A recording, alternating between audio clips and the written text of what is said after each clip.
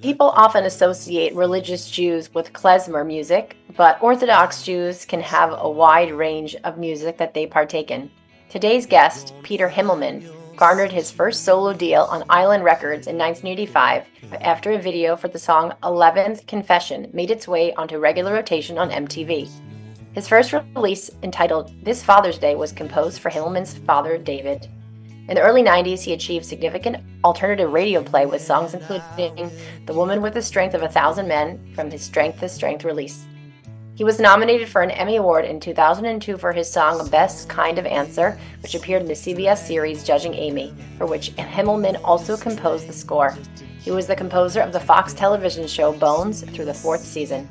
He was nominated for a Grammy Award for his children's album, My Green Knight. USA Today has called Himmelman one of rock's most wildly imaginative performers for his highly improvisational stage shows.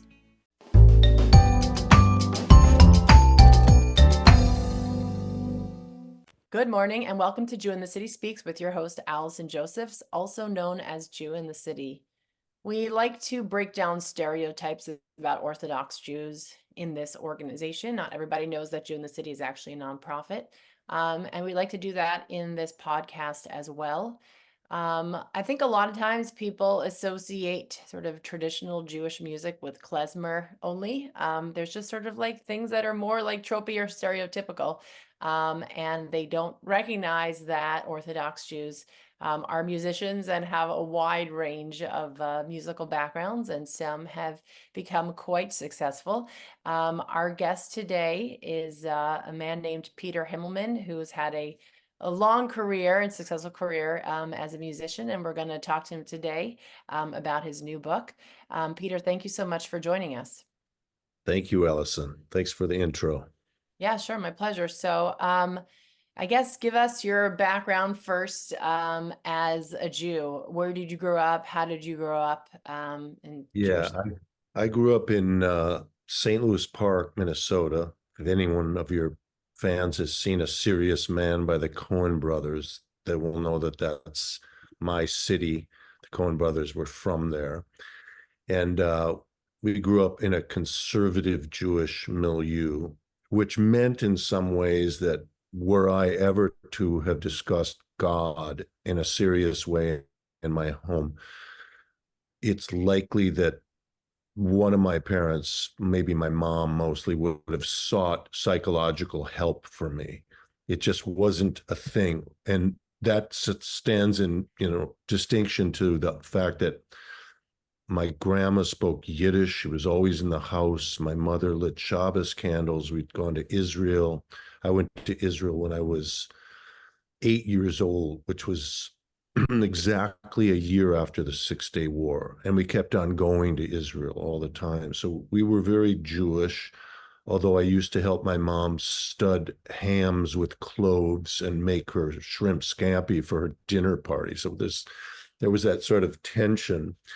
But for me, sort of finding my way to observant Judaism was a very natural process in a certain way, because I always had a belief. When somebody says they have a belief in God, it's hard to categorize, well, what does that actually mean? Because once you start having a definition for God, it's likely you're not really talking about God. You're talking about a anthropomorphic or close definition. But I always felt that it was self-evident that the world had been created, that the world is in a constant state of creation. And maybe that's because I'm a bit of a creator, lowercase c, myself for so many years, and understanding the process of manifesting things from a mere idea.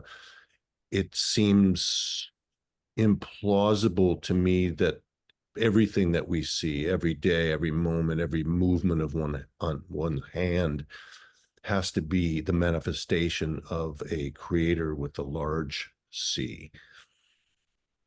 I love it. By the way, we made a video about this, which I'm going to send to you, and our fans can look it up. Orthodox Jewish Artist Partners in Creation. I had heard this beautiful idea from Rav Kook that God left the world unfinished so that we could partner with him in completing creation. And we strung together a bunch of moments of different artists sort of doing their art as sort of a form of service of God.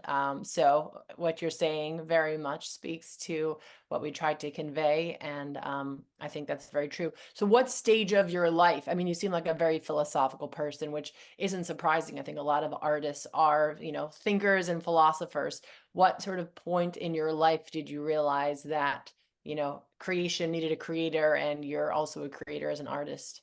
Well, I mean, it catalyzed in a moment, really. And I think a lot of things do, whether it's, the conception of a child or the meeting of one's Bashar. These things, oftentimes the most important things in our lives, are very instantaneous. For me, there was a somewhat propitious setup to this, given the fact that I've just mentioned that I always had this sort of nascent understanding of a creator. My dad, who was a heroic figure to me, died when I was quite young. Mm. The day after I turned 24, he had been sick for about 4 years before.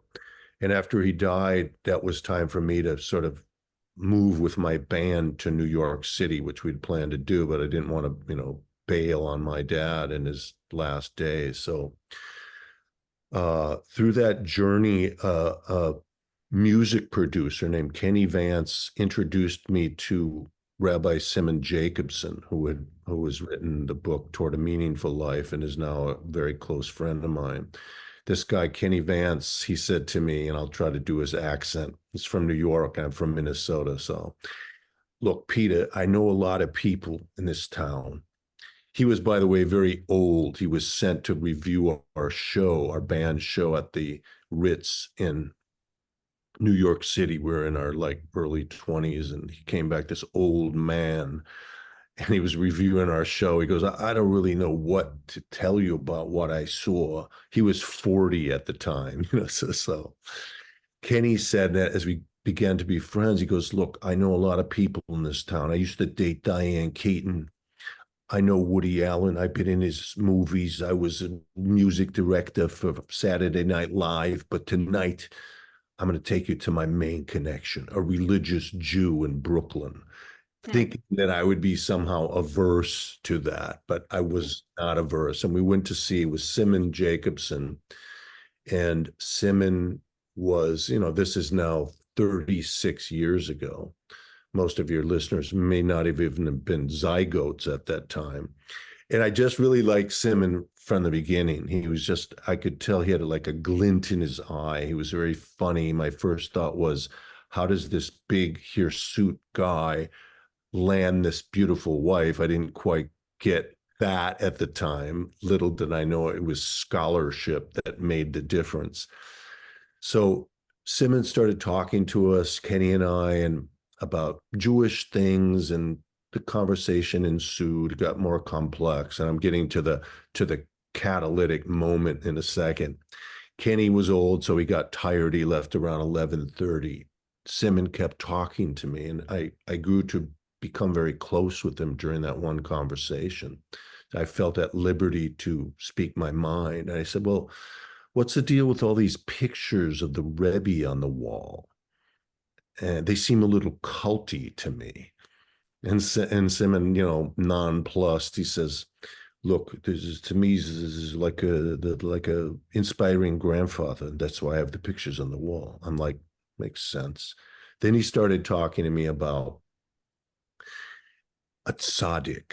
And I was smart enough to understand he wasn't talking about the colloquial use of the word tzaddik. Mel Blumenthal, what a tzaddik. He got me a deal on a car battery. He meant something grander. And I assumed that he might have been talking about the Rebbe as well. And he said, look, a tzaddik could do anything. This is one of those conversations at about 2 a.m, right? So I said to him, really? Anything, huh? Can he fly? And again, Simon just looked at me with no defensiveness whatsoever and said this one sentence. And this was the sentence that got me into a tallis cotton the next day. He goes, look, to a tzaddik, whether they're walking over the surface of the earth or flying 30, 40 feet above, what's the difference in terms of a miracle? For tzaddik, it's not a difference. I said, wait a minute. Are you saying that every moment in life should be taken as a thing of wonder and a miracle? Look, this is precisely what I'm saying. And is this axiomatic to Jewish thought? Because basically, yes. And the point I'm making here in this languorous long thread isn't that the thing was novel, the idea, more that it harkened back to something that I always knew, but I didn't have a community to reinforce it. I didn't have a language to express it. And it was at that moment, and given the fact that my father had died, which already set me in this very, as I mentioned, propitious place to hear such a message, I was probably the fastest guy ever into observant Judaism ever. You know, as I joke, I was the fastest guy they ever got into the cult.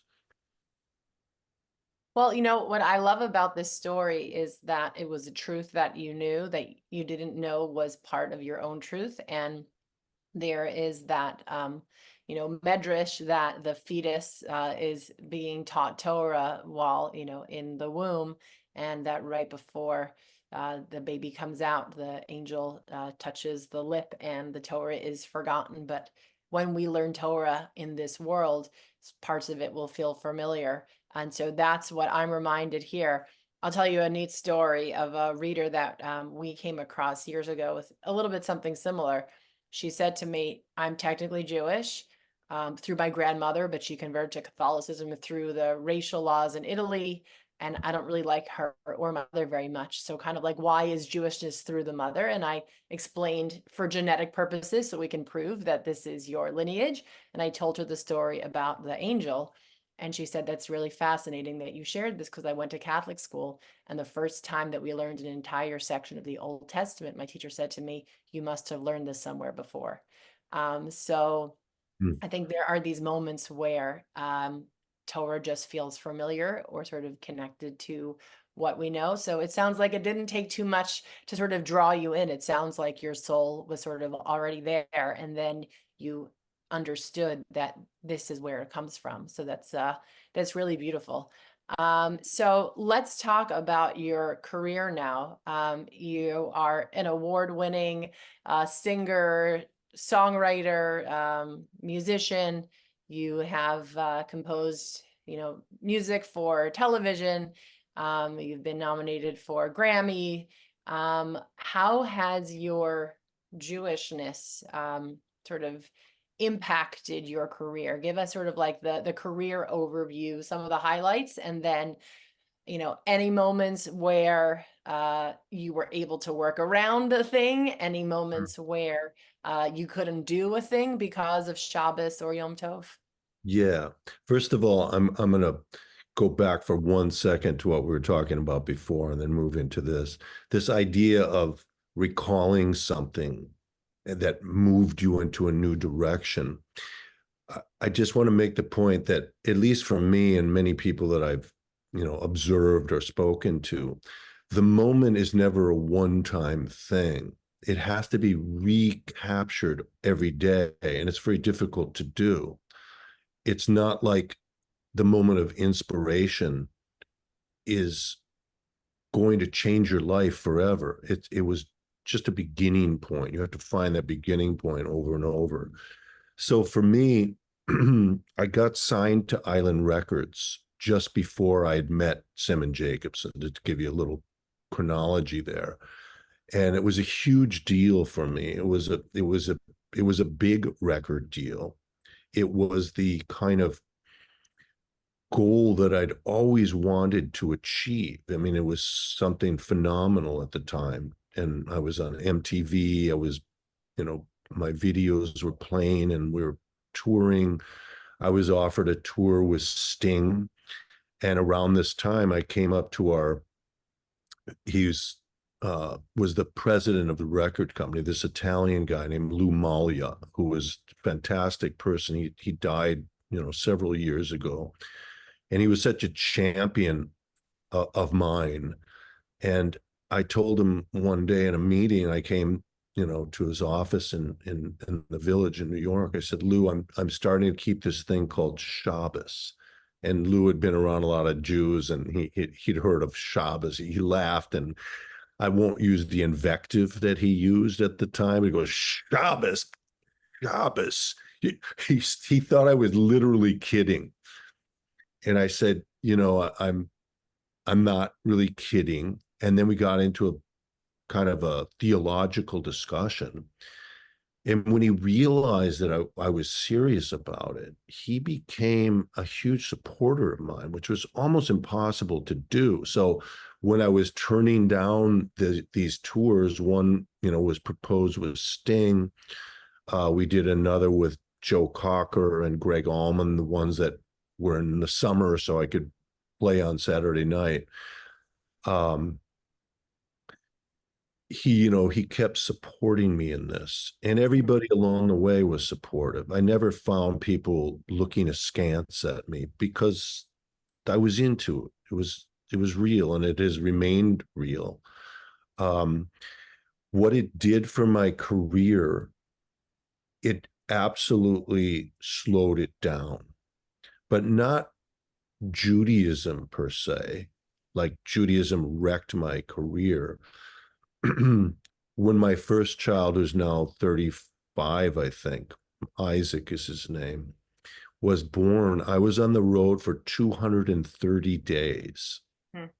And I just realized that as important as becoming a rock star was, it wasn't number one. It was number two. And I don't think being a rock star is number two anymore for me, but making music and creativity is number two. It's not number 1207, which is like where tennis is for me, or swimming. There's so many myriad things that we're involved in. But the first thing at the top of the, tree here is God and family.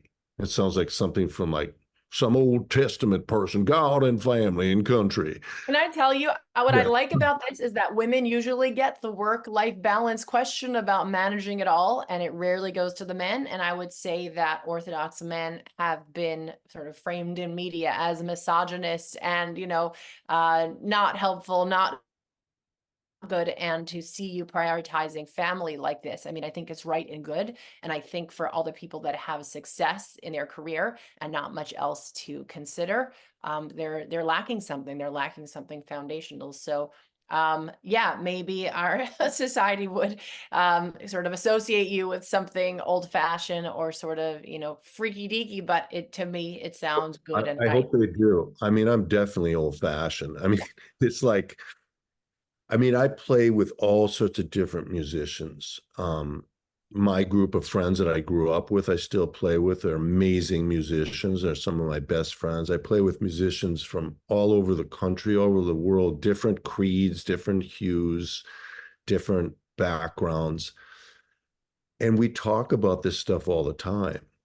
Everyone understands it. Everyone gets it. Anyone that sits down like on a drum set, for example, it's almost like I studied karate for many years. I asked the sensei, so in the beginning, if you see somebody walk into the dojo and he says he's a 4th degree Dan, he's like, how do you know he's real? And this guy said to me, well, I watch him walk. If I see a person sit on the drums, just sit down, I watch him hold his sticks.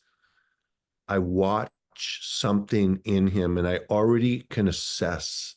And if somebody's a really brilliant drummer, they have this duality to them. One, this absolute like elitist, cocky, yo, I'm confident. But at the same time, the best are aware of whence their abilities come. Understand that this is a magical, mystical gift that they've developed, but it's not only about them. It's this kind of humility married to this, damn, I'm going to do it. I'm going to kill him, and it's a beautiful thing to watch and understand. I talk about Hasidus with people in Shar Yichud V'Amuna, if you've ever studied the Tanya, this part that's, how to know aspects of God. They get it like this. It's easy for a musician. So a lot of Bali Tshuva, a lot of people that become observant get pushed back from family. Now you have your family, your father passed away before you did this. You have your wife's family. She's, her father is Bob Dylan. How did those dynamics work as you started this observant life together? Where did she come into the picture in terms of your journey? How did your families react? Well, my mom, in terms of Judaism, is kind of a mixed bag with the whole thing. I mean, I think that she had, she's the daughter of immigrants. She's the daughter of a woman from the shtetl in Romania. And I think a lot of her life was escaping from that stigma, trying to be a modern woman. I never had that challenge. I was, born in America. So the idea of keeping Shabbos, for example, I don't know that it delighted her, nor do I think it delighted her now. The family that I've raised, my children and grandchildren, which I think are a manifestation of this lifestyle, certainly delight her. It's unclear whether if I hadn't taken this path, it's hard to, go do a counterfactual on one's own life because it's already, it happened, but it's unlikely that I would have had the same family. So she had trouble with it and maybe still does. My dad would have been into it. He died early. Once he took me to a conservative shul in the morning, just randomly before school, to put on tefillin. It was the only time we ever did it. And then we went to McDonald's for like a bacon McMuffin. And he said to me, we should do this tefillin more often. We never did, unfortunately. As far as tefillin goes, is to add to like reactions or what I assumed the reaction would be. I started sort of surreptitiously putting on tefillin when I was 15. I got a pair from my older cousin.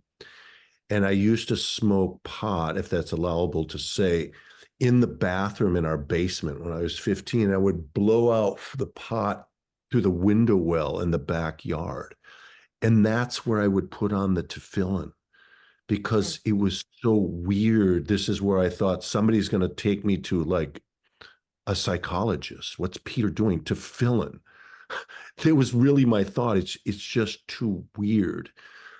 So there was a tension. My brother also was like, he used to say, my older brother, religion is a haven for losers who couldn't make it in the real world. Without my saying anything, he became from years and years ago. So obviously it's a contradiction to what he'd said before. He doesn't consider himself or anybody that's from a loser anymore. So it wasn't a very difficult battle, but I don't think that people were, wow, this is amazing. You got to do this. I've always done unusual things and continue to do them. So maybe they became inured to that, to Judaism the same way. And for your wife, did she become observant before she met you? What was her journey? I think that, everybody's on there. First of all, let me just say one thing about, somebody said to me, who carved you? I never liked that expression. I didn't know really what it was. I didn't like it. Somebody told me that the Lubavitcher Rebbe didn't like it either.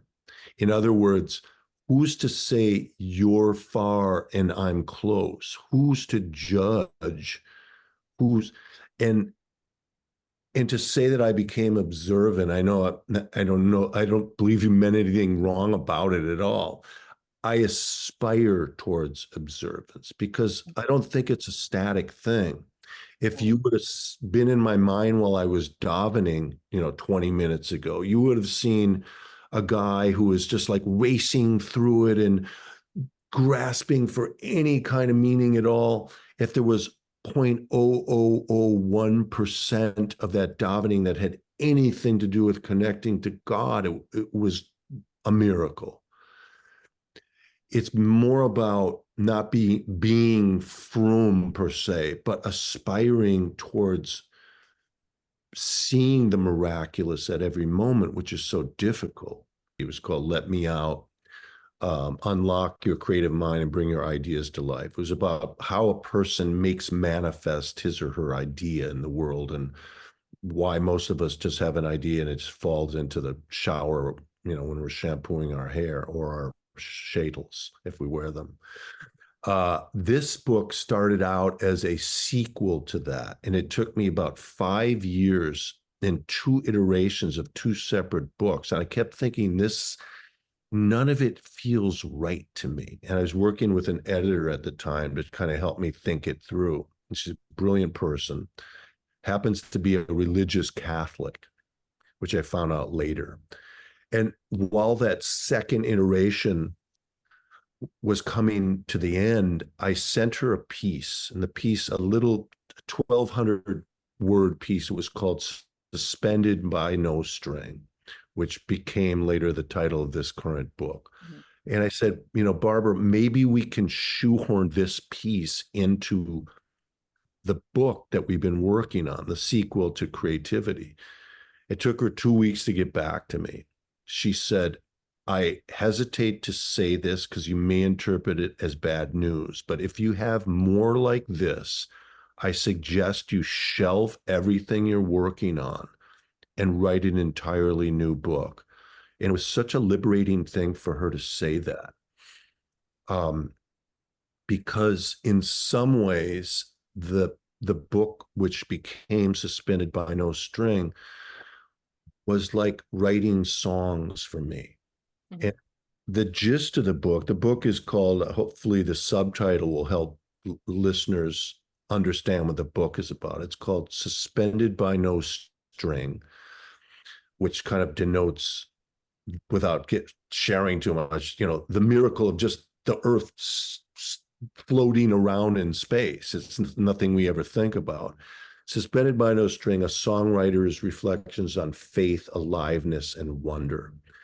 And it's a series of essays. Some are very short, some are a little bit longer, some are extremely joyful, some are tragically sad. It's not trying to teach anyone anything. It's not a pedantic book. It's really my experience of striving to feel the original impetus that drove me to observant Judaism, trying every day and not succeeding many times. Mm-hmm. It's a lot about the struggle. Mm-hmm. It isn't a sort of like Shabbos, it's so beautiful all the time. It's real. Like, it's real. And I've done so many things. I have so many records out there and done so many things. This, in some way, when I think about a legacy, which happens when you get to a certain age, it just probably happened recently. I'm 64. I sort of always feel like I'm 24. If I look at my face, I'm like, dude, you ain't 24 anymore.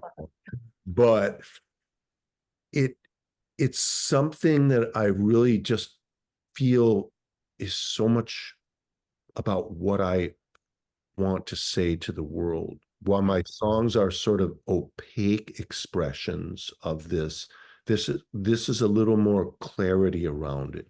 Mm-hmm. My hope is that people that read it, and there's many readers have written to me that are not religious in any way, have said, one guy He's a musician, not Jewish. He wrote to me from Brooklyn. He said, look, he's like somewhat of a hipster. He said, look, I've wrestled with, quote, religion, and I always keep religion in quotes myself. And this is the first thing I ever read that felt like it wasn't trying to push something on me. And it's really made me think differently about my whole thought, my whole paradigm as to whether the world is just a result of random forces or whether it's being created and sort of conducted as a conductor would in music. He goes, I'm not saying I believe in God, but it's brought me to a different level. I would say in our world, as it is continuously tumultuous and, on more fires every day, certainly for Jews in our post-October 7th reality, I think there is a spiritual yearning that is out there like never before. And so I think Suspended by No String could maybe be something to quench that, yearning and thirsting that so many people are feeling, maybe not for the first time in their life. Yeah. People can pick it up on Amazon, Target, any place, and major book selling websites. Yes. Yeah, it's coming out. It'll be released on the day after Tisha B'Av. And August 14th. yeah, so you can pre-order it, whatever. All And right. Well, I'm yearning and thirsting myself. That's why I wrote the book. It takes one to know a yearner and a thirster. all right. Well, we wish you much hatzlacha on your journey and continuing to inspire and feel wonder and help others do that as well. All right. Thank you, Allison. Thanks for having me on. Thanks so much. And you can catch us same time, same place next week. Bye-bye. Bye.